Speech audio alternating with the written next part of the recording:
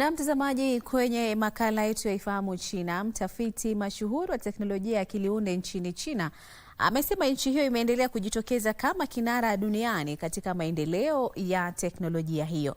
Mengi zaidi ni katika makala hayo.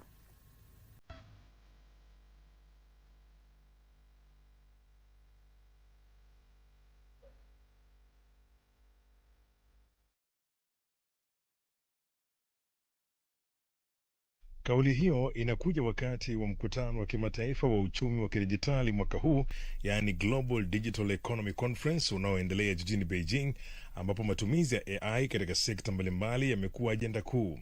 Katika mkutano huo, teknolojia za Physical AI na General World Models zimeibuka kama mwelekeo mpya unaotarajiwa kuongoza maendeleo ya AI duniani. Profesa Zhu alisema katika ushindano wa kimataifa wa teknolojia za AI zinazozalisha video, kampuni za China zimeendelea kwenda sambamba na washindani wao wa kimataifa na kwa sasa zipo miongoni mwa zinazoongoza duniani. Miundo mikubwa ya lugha ina mazingira mengi yanayowezesha kufanikisha biashara nchini China kwa sababu mahitaji yetu ya matumizi ni makubwa sana. Tukichukua miundo ya kutengeneza video kama mfano, inaendelea kwa kasi nchini China, na naamini hilo linahusiana kwa karibu na mfumo wetu wa hali ya juu wa uzalishaji wa maudhui, kuanzia mifululizo ya uhuishaji iliyotengenezwa kwa akili bandia mwaka jana hadi tamthilia fupi za waigizaji halisi zinazotumia akili bandia mwaka huu, na sasa watu wameanza kuelekeza macho yao kwenye tamthilia za muda wa kati na hata tamthilia ndefu. Mahitaji haya yanachochea mifumo yetu kuboreshwa kwa kasi. Mazingira yetu ya matumizi yanatupa faida kubwa.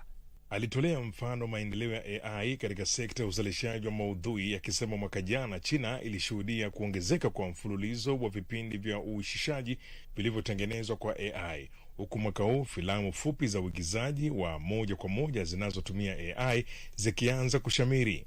Aidha, alisema sasa wadau wameanza kuelekeza nguvu katika utengenezaji wa tamthilia za muda wa kati na hata filamu ndefu zinazotumia teknolojia hiyo. Mkutano wa Global Digital Economy Conference mwaka huu unaofanyika Beijing kuanzia Alhamisi hadi Jumapili unajumuisha mijadala maalum kuhusu akili bandia, maendeleo ya rasilimali za watu katika uchumi wa kidijitali na mageuzi ya kidijitali katika sekta za viwanda. Mkutano huo umezikutanisha takriban ujumbe 40 wa viongozi wa sekta mbalimbali pamoja na zaidi ya wageni 1000 kutoka mataifa mbalimbali duniani.